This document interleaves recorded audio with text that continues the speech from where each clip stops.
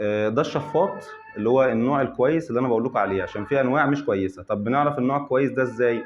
اولا بيتكون من كذا قطعه. اولا ده الغطا، اللي هو الغطا بس، دي الحته اللي هي الكاوتش الطريه اللي بتدخل في مناخير الطفل.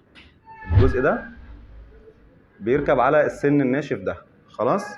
ودي القطعه اللي هي الاساسيه اللي بنملى هنا محلول الملح وبنقفل بيها. ده محلول الملح اللي انا بقول لكم عليه، ما بنجيبش حاجه غيره، ما بنجيبش جلوكوز، ما بنجيبش رينجر، هو محلول ملح مكتوب عليه صوديوم كلورايد، محلول الملح اللي بنستخدمه في جلسات البخار وبنستخدمه في ايه؟ في غسيل الانف.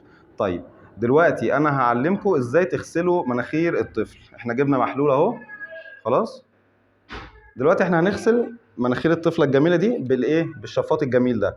هنشيل الغطا ده، وطبعا الجزء الطري ده هو اللي هيخش في مناخيرها، واحنا مالينها دلوقتي محلول ملح اللي انا وريته لكم. تمام؟ في وضع وهي نايمه وفي وضع وهي قاعده. ده الوضع وهي ايه؟ قاعده اهو، بسيط خالص.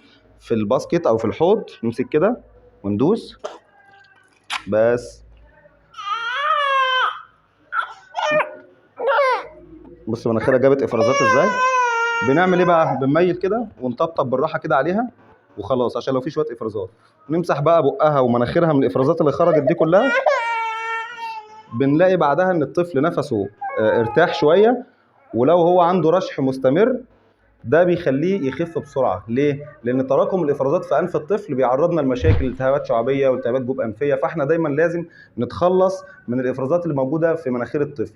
طيب السؤال المهم، هنغسل كم مره في اليوم؟ بنغسل كل ما الطفل يحتاج، يعني طول ما في افرازات في مناخير الطفل بنغسلها. زي بالبلدي كده، احنا بنستخدم المنديل لما يكون عندنا برد كم مره؟ كتير، صح؟ طول ما في افرازات في مناخيري انا ككبير كده بجيب منديل وانف. ده بالبلدي الطفل كده بينف. فعايزين طول ما الطفل مناخيره فيها افرازات نغسلها. شوف دلوقتي بنلاقي نفسه ارتاح، حتى لو هو مش عارف ينام بالليل كده بيبقى ايه؟ بيبقى ارتاح ونام. خلاص. يا رب تكونوا استفدتوا حاجه من الفيديو ده. بس معلش.